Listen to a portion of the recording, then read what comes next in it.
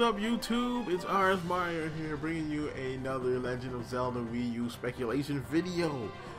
Okay, so I kind of expected some news to come out of at least out or around the the date of the Nintendo Direct that just happened, but we didn't get anything, like nothing, which is kind of surprising, seeing as that this is the biggest game of 2015 for Nintendo, and they should probably get the hype train moving, even though it's already kind of moving anyway.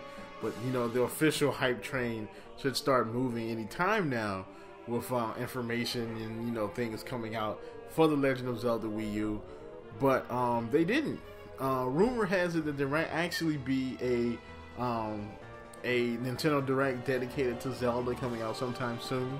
Of course, they've got Majora's Mask, they've got DLC for Hyrule Warriors, which I still haven't played yet. I still want to play Hyrule Warriors, and also, of course, Legend of Zelda Wii U. So these things, they will probably, want to, talk about all of them together eventually. They did talk about Hyrule Warriors and Majora's Mask at the Nintendo Direct, but they didn't talk about Zelda Wii U. So maybe they'll have another event dedicated for Zelda Wii U in the coming months. But right now, we got no new information. So back to speculations, which isn't bad. I like speculating. It's probably one of the most fun parts of the gaming, the hype train, is speculating, especially with Zelda and Pokemon. So, let's get to the meat and potatoes of what's going on here. Zelda Wii U. Alright, so, now, one thing we're going to be going, this one isn't going to go too deep into speculation as far as like story elements or stuff like that. It's going to kind of go kind of deep, but not too deep. Just a tip. but yeah, so, we're going to be talking about the monster. Alright, so I'm going to talk about the monster you see in the Legend of Zelda Wii U trailer. You see that's chasing Link in the trailer. Now, it draws a striking resemblance to several things already in the Zelda universe. Some of them they could possibly give away what part of the timeline it takes place in. Or it may just be a coincidence. We never really know. But I'm going to start off with the big one. And that is the creature has circular designs, and it's mechanical. It's a mechanical statue similar to the things you see in the Tower of the Gods. Now, the Tower of the Gods is specifically a location that you see in Wind Waker. You don't really see it in other mainline Zelda games. But it also has a lot of mechanical like creatures in them that are statues, like Armos, Beamos, Armos Knights. All these things are in the Tower of the Gods, and the Tower of the Gods is of course built right above Hyrule Castle, which actually could be related to the Temple of Time, which is something we know is kind of a core in the Zelda franchise. The Temple of Time has been in some of the most important Zelda games. It's been in Ocarina of Time. It was in Twilight Princess. So yeah, of course it was kind of sorta in Wind Waker because of Tower of the Gods. So yeah, this creature could be related to, or possibly even from, the Tower of the Gods.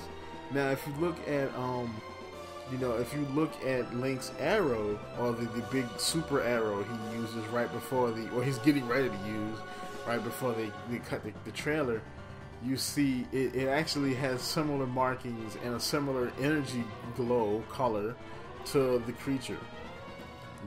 So of course they're related. I was thinking they could possibly, he could possibly have killed this creature before, and you could actually craft weapons and things from resources that you gain from falling creatures, since they're inanimate.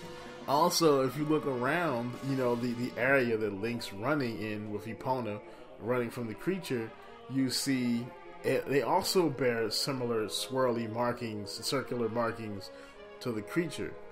And the same thing goes for, in the gameplay trailer, those mysterious pillars you see right before, when Miyamoto is saying, when you see stuff like this is near a dungeon, you see these very same pillars, and they also have very same markings like the creature. So maybe this area he's running in, you know, is related to the Temple of the Gods. Maybe this is, you know, maybe this is ruins of something that was there before the temple was there. And if this is all correct, this could possibly put this game in the same timeline as the Wind Waker, possibly before, possibly after. Now, there's a lot of problems with that I'm not going to really go into because, you know, core Zelda fans, you guys kind of know how to shoot this theory down. But yeah, it could possibly put this in that time, in that era with the Wind Waker. You know, other things, you know, this creature is related to, of course, is the Armos and the Beamos. The Armos is an armored, you know, inanimate statue, essentially. And, you know, you see these throughout Zelda games. You see them in Twilight Princess, you know, which is probably one of the more important points I'm getting at here, is that, you know, with creatures like this, if creatures like this become a theme, you know, and all of these are related to a central theme, you know, maybe the people who created this creature are related to, you know, the Temple of the Gods, or the people who actually built them, you know. Or maybe there are some people who got left behind when, you know, when the goddess sent all the other Hylians and humans to Skyloft. Maybe these people got left behind and they're holding a grudge. But yeah, whoever built this place, or whoever built whatever this was, you know, could very well be the antagonists of this game, and they could have built the creature that you see trying to kill Link. The connection here, one thing this also says is this, you know, this may mean the return of the Dominion Rod. Now, the Dominion Rod actually allowed Link to control inanimate objects and statues. So maybe, you know, near the end of the game, you'll get the Dominion Rod and you'll actually be able to control or possibly ward off this creature. You know, one thing I hope they put in this game would be kind of like, you know, maybe you can't kill the creature. You know, or these creatures constantly attack you when you're doing other things in the game. They'll kind of push you to doing like the main quests. You know, of course, you know, it'll be kind of open-ended to where you can kind of sort of do what you want to do, but you know, these creatures will attack you to kind of like remind you that, oh, you have a mission to do. And you know, you could possibly use a Dominion Rod in order to reverse this. So like when you're doing something else and one of these things attacks you, you can use a Dominion Rod to maybe fend it off temporarily, or buy yourself some time to escape. I don't believe you'll be able to kill these things initially in the beginning of the game. You know, they'll be kind of like dragons from Skyrim. You know, just not as easy to kill. I mean, not particularly easy to kill, but once you get to a specific level, you'll be able to kill them quite easily. You know, so maybe that's what they're going for with this. Maybe these creatures are going to be like dragons, you know, and they'll attack you immediately at random points throughout the game. Or they could be kind of like the, you know, that big avocado thing from Skyward Sword that, you know, you have to actually fight it several times throughout the game until eventually, you know, demise, you know, is unsealed and you know, you fight for the last time you in the game. You know, that's about it for this theory. This one was kind of short because, well, I was kind of like doing a lot of other things, and I was like, yo, I need a theory. So I went and started doing research. I usually research for about a week. You know, I started research kind of late on this one, but I did come up with some pretty interesting stuff, though. You know, if this is right, you know, and it puts this defeats my main theory about this game, if this is true. Because my main theory, and the theory of a lot of other Zelda fans, is that this game takes place after Skyward Sword, but before Ocarina of Time, because of the condition of Hyrule, how it's so raw and untouched, you know. but with the debris, you know, the ruins state that somebody was here. You know, that these could be ruins from before,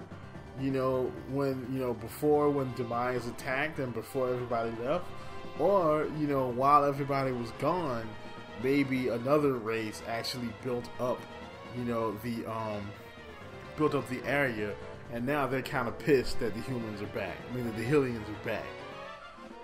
So they created these creatures to kill them. So that's about it.